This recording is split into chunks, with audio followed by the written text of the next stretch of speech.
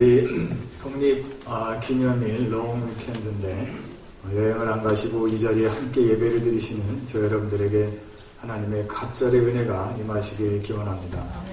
여러분들의 얼굴이 천사의 얼굴같이 보입니다. 하나님께서도 여러분들을 더 천사보다도 귀한 존재로 사랑하고 또 지켜보고 계시는 것을 믿으시기 바랍니다.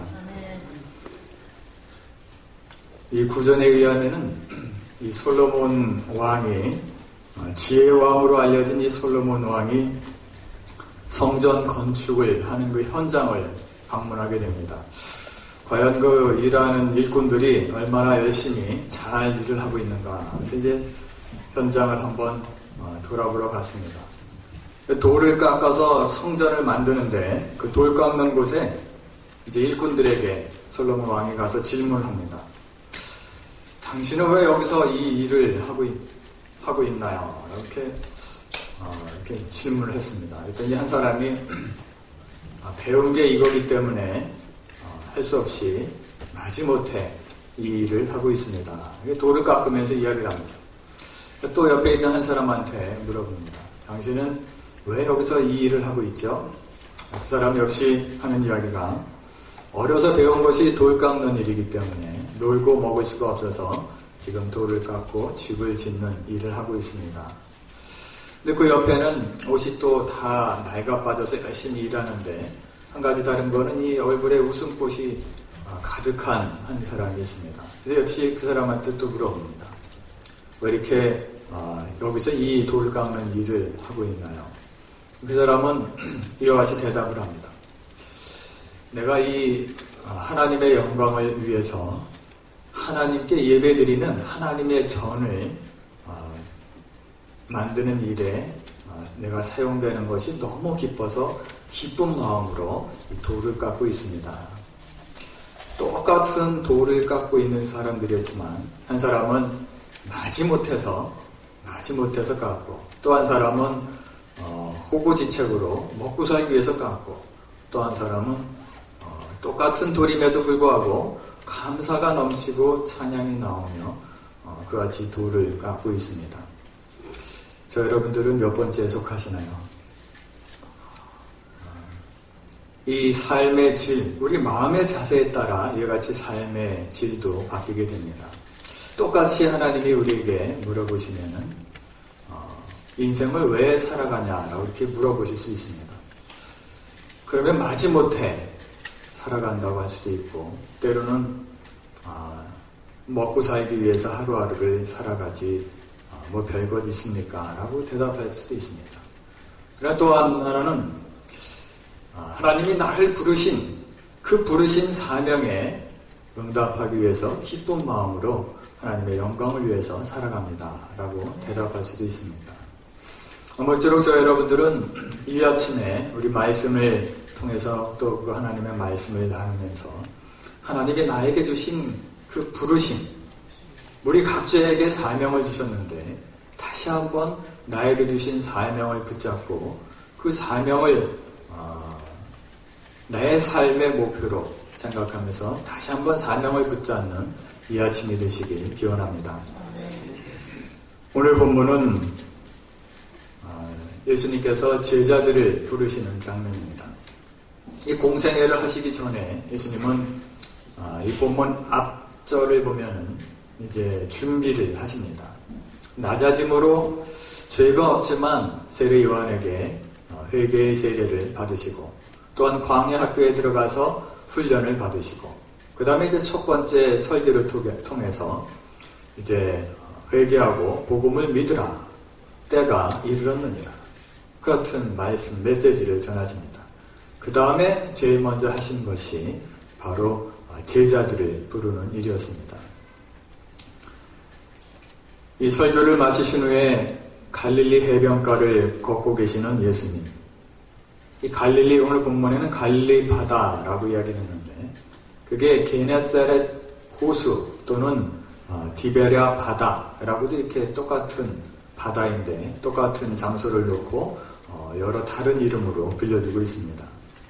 그곳에는 여러 종류의 물고기들이 많아서 어업이 발달되고 있었고, 그리고 이 내륙 지방에 살던 이스라엘 백성들은 바다를 잘 구경하지 못했기 때문에 이 끝없이 펼쳐지는 호수를 그냥 갈릴리 바다라고 이렇게 불렀습니다. 사해도 호수인데 그 넓은 호수를 보면서 사해 바다라고 이렇게 불렀습니다. 예수님께서 이 갈릴리 바다를 지나가시다가 바다 저편에서 그물을 던지고 있는 시몬 베드로와 그 형제 안드레를 부르고 계십니다. 나를 따라오너라. 너희들이 지금은 물고기를 잡고 있지만 나를 따라오면은 사람 남는 어부가 되게 하리라. 그 말씀을 듣고 그들이 그물을 버려두고 예수님을 따르더라. 이 사람을 낚는 어부. 사람을 낚는 어부가 과연 무슨 뜻일까? 사람을 낚는 어부라는 것은 복음을 전해서 그 생명을 살리고 영혼을 구원하는 죄의 바다에 빠져 있는 사람들을 어떻게 하면은 구원시키는 것. 이게 사람 낚는 어부의 의미입니다. 예수님께서는 이와 같이 공생애를 하시면서 함께 동역할 동역자, 생명을 살리고 죄의 바다에 빠져 있는 사람들을 구원해 사람을 낚을 동역자들을 찾고 계십니다. 그럼 과연 오늘 본문을 통해 예수님께서 찾으신 그 동역자, 제자들, 과연 어떤 사람들을 제자들로 부르셨을까? 오늘 본문을 보면은 첫 번째가 좀 부족하지만 순박한, 순수하고 깨끗한 사람들을 부르고 계신 것을 보게 됩니다. 우리가 보통 생각할 때 제자들을 부른다, 제자 삼을 사람들을 부른다. 그러면 이제 좀 똑똑한 사람들, 그 당시 이야기로 하면은 예루살렘의 이 바리새인이나 사두개인, 서기관들, 많이 배운 사람들을 제자로 부르셔야만 일하기가 좀 쉬우실 거라. 보통 사람들은 그렇게 생각을 합니다. 그렇지만 예수님께서는 갈릴리 바다에 고기 잡는 어부들을 부르고 계십니다. 그 당시 어부들은 사회 직업상 이스라엘 문화 가운데서 아주 천한 직업 중에 하나가 이 어부라는 직업이었습니다. 그 이유는 몇 가지가 있는데 첫 번째가 그 지리적인 이유 때문이기도 합니다. 이스라엘 백성들은 이 바다하고는 거리가 먼 내륙 지역에서 살고 있습니다. 바다가 이 지중해 연안이 있긴 있지만 이스라엘 백성들은 감히 그곳에 근접하지 못한 그 이유는 이미 이방 강대국들이 지중해 연안을 다 장악하고 있었기 때문에 우리 사사기 시대에는 이 철기 문화로 무장을 한 블레셋이 점령하고 있었고 또 그 다음에는 이집트나 또 메소포타미아 문명 또 위에 시리아 같은 이 이방 민족들이 지중해 연안을 장악하고 있었기 때문에 이스라엘 백성들은 지중해 바다를 쳐다볼 기회를 갖지 못했습니다. 다윗과 솔로몬 때 극히 일시적일 때만 그 지중해 연안의 땅을 차지할 수도 있었습니다. 그렇기 때문에 이 내륙에 살던 이스라엘 백성들은 큰 바다, 제일 큰 바다가 그 남쪽에 있는 사해 바다인데 그것은 또 너무 짜서 염도가 30%가 넘는 너무 짜서 물고기가 없는 곳이었습니다. 유일하게 물고기가 있는 이스라엘 백성들이 볼 수 있는 것이 바로 이 갈릴리였습니다. 그런데다가 그로 인해서 전통적으로 이스라엘 백성들은 이 바다의 백성들이 아니라 이 광야의 백성, 소나 염소나 양을 키우는 이 목축, 아니면 이 농경 문화를 하는 이 광야의 백성들입니다. 그래서 다윗이 시를 지을 때도 여호와는 나의 목자시니 그가 나를 푸른 초장에 누이신다. 목자로, 양을 키우는 목자로 비유를 하십니다. 예수님께서도 말씀하실 때 나는 선한 목자라, 양을 키우는 선한 목자라, 나는 고기잡이를 하는 선한 어부라 하시는 것이 아니라 선한 목자라. 성경에서는 이와 같이 농경과 목축 문화에, 이스라엘 문화에 대한 그 내용들이 가득하게 나타나고 있습니다. 더군다나 하나님께 드리는 제사의 제물, 가장 소중하게 하나님께 드리는 제물도 이 속죄제, 속건제, 번제를 보면은 이 소나 양이나 염소, 그리고는 이제 거기에 안 되면은 이 비둘기, 그래도 안 되면은 재력이 없으면은 이 소제라고 해서 이 곡식들을 드렸습니다. 이 말린 생선 아니면 소금에 절인 생선도 좀 들어갈 법도 한데 하나님께 드리는 제사에는 생선, 물고기는 전혀 들어가지 않고 있습니다. 이런저런 이유로 이스라엘 백성들에게 있어서 이 업은 천시하는 업종 중에 하나였고 어부는 역시 미천한 직업 중에 하나였습니다. 그럼에도 불구하고 오늘 예수님께서는 공생을 시작하시면서 자기의 동역자로 갈릴리 호수에, 갈릴리 바다에 어부들을 부르고 계십니다. 그 이유는, 그 가장 큰 이유 중에 하나는 그들의 순수함, 그들의 깨끗함, 그들의 순박함에 있었습니다. 고기 잡는 어부가 되기 위해서는 이 세상적인 방법보다는 자연의 섭리를 잘 알아야만 합니다. 이 특별히 고기 잡는 어부가 되기 위해서는 이 물고기에 대해서 잘 알아야 되는데 이 물고기가 얼마나 가치가 있는지, 이 영광굴비를 잡고 그 영광굴비를 모르고 동태를 취하고 아니 이 생태를 취하고 굴비를 내려놓는 그런 일들이 없어야 되기 때문에 이 물고기가 얼마나 가치가 있는지, 그래서 물고기 이름들을 다 알아야 되고 이 물고기가 몇 월에 이곳에 오는지, 또 하루 중에는 언제 오는지, 또 무엇을 좋아하는지 미끼를 놓으려면 이 물고기에 대해서 잘 알고 있어야지만 고기 잡는 어부가 될 수 있습니다. 또한 이 자연의 법칙, 기후에 대해서도 잘 알고 있어야 됩니다. 갈릴리에서는 그 북쪽에서 오는 태풍이 심하게 불곤 했는데 과연 태풍이 언제 올 것인가? 또 계절이 어떻게 바뀔 것인가? 비는 또 언제 올 것인가? 그 자연의 환경의 변화를 잘 알고 있어야만 합니다. 하루의 해는 언제 뜨는지, 하루의 해는 또 언제 지는지.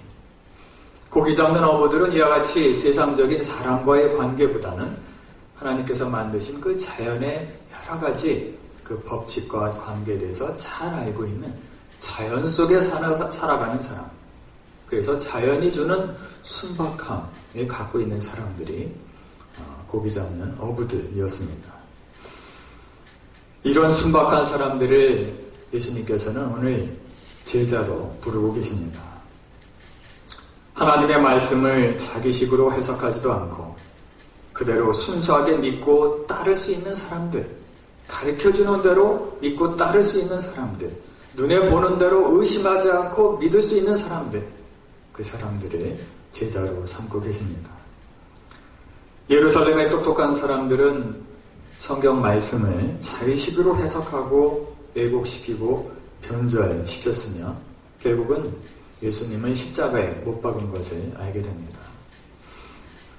이 고린도전서 1장에도 보면은 사도 바울이 고린도 교회에 쓴 편지에 하나님께서 세상에 미련한 것들을 택하사 지혜 있는 자들을 부끄럽게 하려 하시고 세상에 약한 것을 택하사 강한 것을 부끄럽게 하려 하시나니 아무 육체도 하나님 앞에서 자랑하지 못하게 하려 하십니다.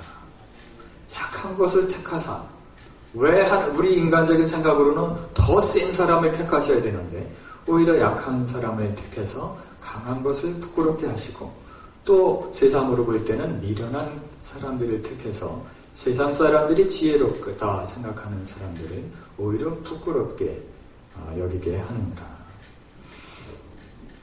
역시 2000년 전에 갈릴리 바다에서 야고보와 요한과 시몬 베드로와 안드레 이 네 제자를 부르셨던 예수님, 또 마찬가지로 지금 동일하게 그 같은 사람을 찾고 계십니다. 세상적인 방법이나 가치관보다는 세상적으로 볼 때는 좀 부족하다 할지라도 순박하고 하나님의 말씀을 그대로 믿고 의심하지 않고 따라갈 사람, 순수하고 깨끗한 사람, 그런 사람을 지금도 하나님께서는 찾고 계십니다. 아무쪼록 주께 쓰임받기에 합당하도록 순박한, 순수하고 깨끗한 마음을 유지하시는 저 여러분들 되시기 기원합니다. 오늘 본문을 통해 예수님께서 갈릴리 해변가를 거니시다가 부르신 그 제자는 과연 또 어떤 사람이었을까? 이 두 번째는 우리 그 스크린에 있는 말씀을 한번 같이 읽겠습니다. 시작. 두 번째 부르는 사람은 성실하고 부지런한 사람들을 부른 것을 보게 됩니다. 게으른 사람이 아니라. 이 어느 게으른 이 아들과 아버지의 이야기입니다. 게을러 터진 아들이 이제 방에 있는데 날이 무척 덥습니다. 그래서 이제 큰 대자로 누워있다가 시원한 게 먹고 싶습니다. 근데 아버지가 이제 거실에서 TV를 보고 있는데 이 아들이 방에서 아버지에게 이렇게 이야기를 합니다. 아빠 물 좀 갖다 주세요. 그러니까 이 아빠가 거실에 있다가 그 시원한 물 냉장고에 있잖아. 이렇게 대답해요. 조금 있다 한 5분 후에 이 아들이 또 큰 대차로 누워있으면서 아빠 물 좀 갖다 주세요. 야, 넌 손이 없어 발이 없어. 네가 갖다 먹어. 그래서 이제 끝날 줄 알았더니 한 5분 후에 또 이놈이 아빠 물 좀 갖다 주세요. 그랬더니 이 아빠가 이제 화가 났어. 너 한 번만 더 그러면 가서 혼내준다. 그랬더니 한참 있다 5분 후에 있다가 그 아들이 아빠 혼내러 올 때 시원한 물 좀 갖다 주세요. 저희 집 아들 이야기는 아니고요.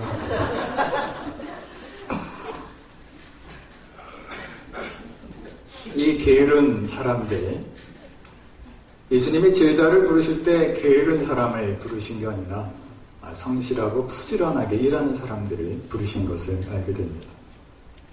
그 당시 부지런한 어부들을 우리가 오늘 본문에서 만나게 되는데 그 당시 고기 잡는 방법은 두 가지에 크게 대표적으로 어부들이 즐겨 사용하는 방법은 두 가지의 방법이 있었습니다. 하나는 이제 투망을 던지는 것. 이 배를 타고 가서 깊은 바다가 아니라 이 얕은 물가에서 이 투망을 던져 잡는 방법입니다. 그것은 주로 이제 맑은 낮에 그리고 그 망 밑에는 이 무거운 돌들을 달아서 투망을 던져서 그 망이 그물이 밑으로 그 무게에서 쭉 내려가므로 물고기들이 미처 도망하지 못하게 잡는 방법, 이 투망을 던지는 방법입니다. 또 하나의 방법은 이제 주로 이 프로페셔널한 어부들이 주로 사용하는 방법인데 삼중자망을 치는 겁니다. 이것은 이제 배를 타고 큰 그물을 쭉 깊은 바다까지 이렇게 돌려서 한 바퀴 삥 돌아서 그 자리로 돌아옵니다. 그리고는 한참을 기다렸다가 소리를 시끄럽게 내서 물고기들을 그쪽으로 몰아서 그것을 이제 사람들 한 수십 명이 그 망을 끌어당기는 이 삼중자망. 이 삼중자망이라는 것은 망이 삼중으로 되어 있기 때문에 물고기가 들어왔다가 다시 빠져나가지 못하도록 삼중으로 되어 있기 때문에 이 삼중자망입니다. 근데 이 삼중자망을 칠 때는 밤에 칩니다. 그 이유는 그 당시 이 그물이 세마포로, 지금같이 이 투명한 합성섬유로 된 것이 아니라 세마포로 만들어졌기 때문에 낮에 치면은 물고기들이 벌써 이 그물을 다 보고 다른 데로 피하기 때문에 깜깜한 밤에 이 삼중자망을 치고 고기를 잡습니다. 그리고는 그 어부들이 하는 것은 낮에는 그 세마포로 밤에 고기를 잡은 그 망들을 깁는 것, 찢어진 것을 물고기가 나가지 않도록 다시 기우는 역할을 낮에 그 어부들이 하는 일입니다. 오늘 본문에서는 두 가지 종류의 어부들을 다 만나게 됩니다. 이 낮에 제자들을 찾아 어부들과 대화를 나누시는 예수님. 처음에는 이 시몬과 그 형제 안드레가 바다에 금을 던지는 것을 보시니 여기서 투망을 던지는 얕은 강가에서, 얕은 물가에서 배 타고 가서 이제 투망을 던지는 시몬과 안드레를 보시고 그들을 부르십니다. 나를 따라오너라. 그리고는 또 가시다가 이번에는 세베대 아들 야고보와 그 형제 요한을 보시니 그들도 배에 있어 그물을 깁는데, 이제 밤에 그와 같이 그물을 놓고 많은 물고기를 잡은 다음에 낮에 그물을 다시 깃고 있는 그 두 형제를 부르고 계십니다. 이와 같이 밤이나 낮이나 열심히 일하고 있는 사람들, 놀고 있는 사람들을 예수님께서는 부르신 것이 아니라 열심히 일하는, 특히 이 두 형제는 밤에 물고기를 잡고 낮에 졸리고 피곤할 텐데도 다시 그물을 배에서 깃고 있는 그 두 형제를 부르고 계십니다. 다른 이 제자인 세리 마태를 부르시는 장면이 마태복음 9장에 나오고 있습니다. 세리 마태를 부르실 때도 그가 시장에 있을 때, 그가 집에 있을 때 부른 것이 아니라 세관에서, 자기의 근무지인 세관에서 열심히 일하는 세관에 앉아있는 세리 마태를 부르시니라. 나를 따라오너라. 이같이 예수님께서 제자를 부르는 공통점은 열심히 일하고 있는 삶의 현장에 있는 사람들을, 성실한 사람들을 부르고 계신 것을 우리가 알 수가 있습니다.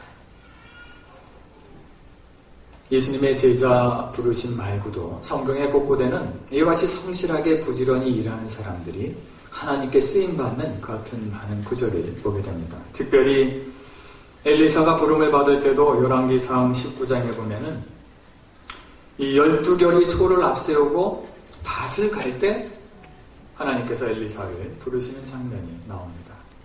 또한 여호수아도 모세를 시종드는데 그가 얼마나 성실하게, 그가 얼마나 부지런하고 열심히 그 모세를 수종들었는지 출애굽기 33장에 보면은 모세는 진으로 돌아오나 그 수종자 눈의 아들 여호수아는 오히려 회막을 떠나지 아니하였더라.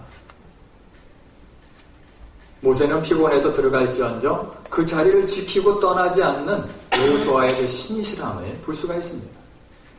아모스를 부르실 때도 그 농사짓던 아모스, 뽕나무 배양을 하던 그 아모스, 열심히 농사를 짓던 아모스를 하나님께서는 부르셔서 하나님의 선지자로, 예언자로 삼으신 것을 보게 됩니다.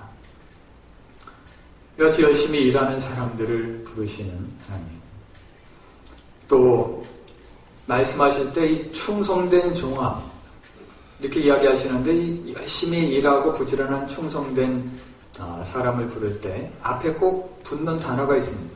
뭐가 붙죠? 충성된 종아 앞에는 네? 네, 적은 일에 충성한, 또 착하고 충성된 종아. 이 열심히 일하고 신실하고 부지런한 사람, 충성한 사람을 할 때는 꼭 앞에 착하고 충성된 종아. 이 게으른 사람을 부를 때는 어떻게 부르시죠?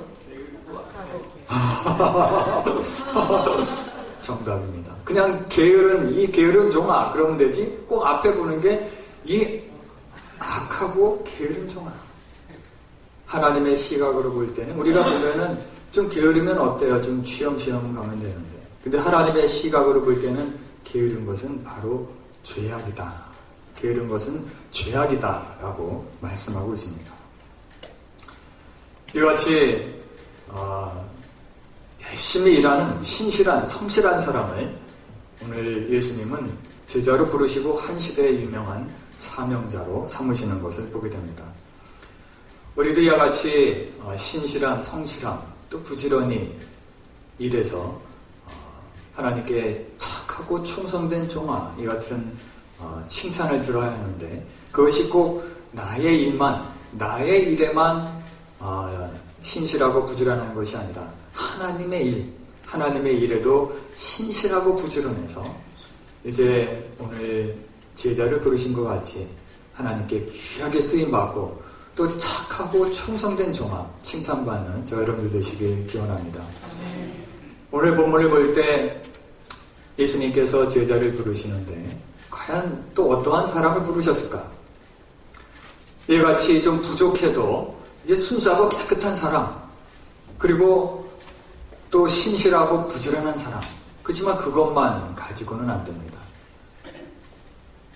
자기 것을 두고 나를 따라올 수 있는 사람, 아무리 신실하고 부지런하고 아무리 순수하고 깨끗하다 하더라도 나를 따라오지 아니하면, 그러므로 그 다음에 부르신 것은 결단력이 있는 사람을 부르신 것을 알게 됩니다. 이 베드로와 안드레, 야고보와 요한, 그들은 예수님께서 부르실 때 나를 따라오너라, 내가 너희들을 사람을 낳는, 이제부터 생명을 살리고 영혼을 구원하는 새로운 사람을 낳는 어부가 되게 하리라.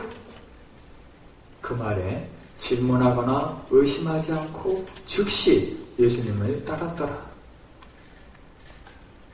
그들이 두고 예수님을 따른 것은 오늘 본문에 보면은 이 금을 깃는 것을 버려두고, 또 자기들이 고기 잡을 때 쓰는 배를 버려두고 예수님을 따랐더라. 어부들에게 그물과 배는 어떠한 의미를 갖고 있는지요. 이 고기를 잡아서 자기의 삶을 유지하는 어부들에게 그물과, 또 바다에 강가에 나가서, 또 물가에 나가서 그 그물을 던지는 배는 자기 삶의 전부일 수도 있습니다. 어렸을 때부터 돈을 모아서 더 큰 배를 만들고 더 좋은 그물을 샀던 베드로와 안드레와 야고보와 요한이었을 수도 있습니다. 그러나 그 모든 것을 자기의 생업을 버려두고 예수를 쫓으니라. 그들이 포기한 것은 단지 그물과 배, 조그마한 그물과 배를 포기한 것이 아니라 어렸을 때부터 자기들이 꿈꿔왔던 자기들의 꿈, 내가 이것으로 고기를 많이 잡아서 좋은 집을 짓고 얘 같은 삶을 살아야지 했던 그 꿈마저 포기한 것입니다. 그것을 포기하고 예수를 따랐더라. 그것뿐만 아니라 오늘 이 세베대 아들 야고보와 요한, 그들은 아버지 세베드를 품꾼들과 함께 배에 버려두고 예수를 따르니라. 혈연 관계, 그 관계마저도 포기하고 가장 중요한, 그러나 이제는 그보다도 더 중요한 분이 예수님입니다 라는 고백하에 혈연 관계마저도 포기하고 예수님을 따른 오늘 본문의 제자들을 볼 수가 있습니다.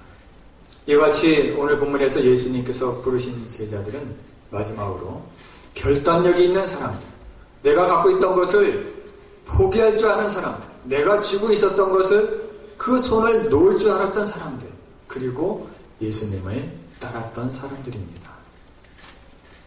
성경에는 이와 같이 결단력 있는 사람들, 하나님께서 부르실 때 망설이지 않고 주저하지 않고 따라 나섰던 사람들을 하나님께서 크게 쓰시는 것을 볼 수가 있습니다. 아브라함을 부르실 때 내 본토 아비집을 떠나라. 그것이 25세에 부르신 것이 아니라 32세에 부르신 것이 아니라 75세에 부르셨습니다. 이미 한 삶을 마감할 나이, 그리고 거기에 동고동락하며 모든 가족들, 친지들이 다 있는 그 고향 땅을 떠나라. 지금까지 살아온 삶 전체를 포기하라 라는 의미일 수도 있습니다. 그 말씀에 아브라함은 순종하며 본토 아비집을 떠났더라. 그가 100세의 아들을 얻었습니다. 눈에 넣어도 아깝지 않은 그 아들, 그러나 하나님께서는 그 아들을 번제로 바쳐라. 조금도 망설이거나 주저함이 없이 이삭을 끌고 모리아산으로 올라가는 아브라함. 자기가 무엇을 포기해야 되는지 알았던 아브라함. 그리고 그것을 망설이지 않고 주저하지 않고 결단을 행했던 아브라함. 하나님께서는 그를 믿음의 조상으로 삼으시고 하나님 나라의 백성들을 그를 통해서 만들어 나가시는 것을 알게 됩니다. 이같이 성경 곳곳에 나오는 결단력 있는 사람들, 자기가 갖고 있던 것을 포기할 때 하나님께서는 더 큰 방법, 하나님의 방법으로 그것이 삶의 다인 줄 알고 붙잡고 있었지만 그것을 하나님을 위해서 포기할 때 하나님께서는 하나님의 방법으로 공급해 주시고 채워주시고 부어주시는 것을 깨닫게 됩니다. 이 열왕기상 17장에 보면은 엘리야 선지자가 우상 숭배하는 아합왕에게 이제 물이 비가 오지 아니하며 흉년이 나타날 것입니다. 그리고는 산속으로 도망을 갑니다. 먹을 것으로 고통스러워하는 이 엘리야에게 하나님께서는 까마귀에게 떡과 고기를 물려서 보내 그를 먹이시는 장면을 보게 됩니다. 우리가 볼 때는 그것이 삶의 다인 것 같지만 마치 오늘 이 갈릴리 어부들이 이 그물과 배가 지금까지는 그들의 삶의 전부였지만 부르심에 응답해서 그것을 다 포기할 때 새로운 인생이 그들에게 열려서 한 시대를 움직이는 위대한 사역자들이 된 것 같이 우리가 볼 때는 이것이 내 삶의 다라고 생각할지 모르지만 하나님의 부르심에 그것을 놓았을 때 하나님께서는 더 큰 하나님의 방법으로 우리에게 더 큰 것을 채워주시는 것을 믿으시기 바랍니다. 시편 120절에 보면은 여호와께서 집을 세우지 아니하시면 세우는 자의 수고가 헛되며 여호와께서 성을 지키지 아니하시면 밤새 뜬 눈으로 지키는 파수꾼에 깨어있으니 헛되도다. 우리 힘으로, 우리 능력으로, 우리 지식으로, 우리 경험으로 무엇인가 하려고 노력하지만 하나님의 도우심이 없으면 그것이 아무 상관도 없음을 오늘 시편 기자는 고백하고 있습니다. 아무쪼록 공급하시는 하나님, 까마귀를 통해서라도 우리에게 부어주시고 공급하시고 전해주시는 그 하나님을 신뢰하며 하나님의 부르심에 응답하는 그 결단이 있으시는 저 여러분들 되시길 기원합니다. 아멘. 일꾼 중에 가장 행복한 일꾼은 물론 사람들에게 쓰임받는 일꾼이지만 가장 행복한 일꾼은 하나님께로부터 쓰임받는 일꾼이 가장 행복한 일꾼입니다. 베드로, 안드레, 야고보, 요한 당시에는 천한 직업 중에 하나인 어부였지만 하나님께 쓰임받아 한 시대를 책임지는 위대한 사역자, 사명자들이 된 것을 우리가 알게 됩니다. 우리도 이와 같이 하나님께 쓰임받는 삶을 살아야만 합니다. 이 기계는 아무리 고가라 하더라도 오랫동안 사용하다가 오랫동안 안 쓰고 방치해두면은 그것이 이제 무용지물이 되게 됩니다. 특별히 저는 이제 농기계를 한 10몇 년 동안 늘 가까이서 보았는데 이 수천만 원대는 고가는 이제 수천만 원까지 갑니다. 트랙터 또 벼를 깎아서 묶어서 털어서 나오는 이제 콤바인이라고 그러는데 그런 거 이제 몇 천만 원까지 합니다. 근데 그런 기계들도 사용하다가 안 쓰고 방치해두면은 그 고가의 몇 천만 원 되는 그 기계들도 녹이 빨갛게 나가지고 나중에는 무게로 달아서 20만 원, 30만 원에 고철값으로 팔려버리고 맙니다. 우리의 인생이 녹슬어서 없어지는 인생이 아니라 하나님께 쓰임받아 겉사람은 후패하나 속사람은 날로 새로웠도다. 하나님께 쓰임받아 날로 새로워지는 삶, 녹슬어 부패해서 버려지는 인생이 아니라 하나님께 쓰임받아 날로 새로워지는 저 여러분들 되시길 기원합니다. 오늘 말씀을 생각하며 다시 한번 결단하는 기도의 시간을 갖겠습니다.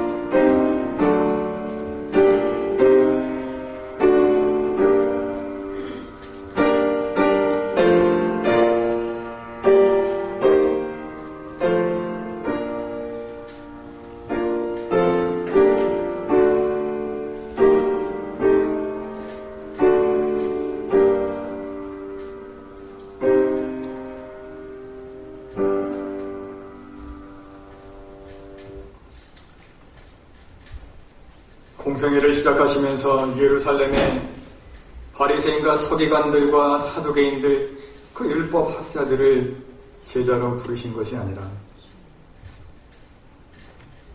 갈릴리 바다에 많은 사람들이 천박하게 여기는 고기 잡는 어부들을 부르신 예수님. 이제 우리의 삶 가운데서도 부족함이 있다 할지라도 순수하고 깨끗한 영을 허락하여 주시었고, 하나님의 말씀을 그 말씀대로 의심하지 않고 믿을 수 있는 순박한 영을 우리에게 허락하여 주시옵소서. 하나님 일과 나의 일에 게으르고 나태한 것이 아니라 모두 성실하고 부지런하여 착하고 충성된 종아 칭찬받을 수 있게 주님 도와주시오며, 어느 순간이든지 하나님의 부르심에 내가 여기 있나이다, 나를 보내소서 망설임 없이 결단하며 나아갈 수 있는 믿음을 우리에게 허락하여 주시옵소서. 감사드리며 모든 말씀 예수 그리스도의 이름으로 기도드려옵나이다.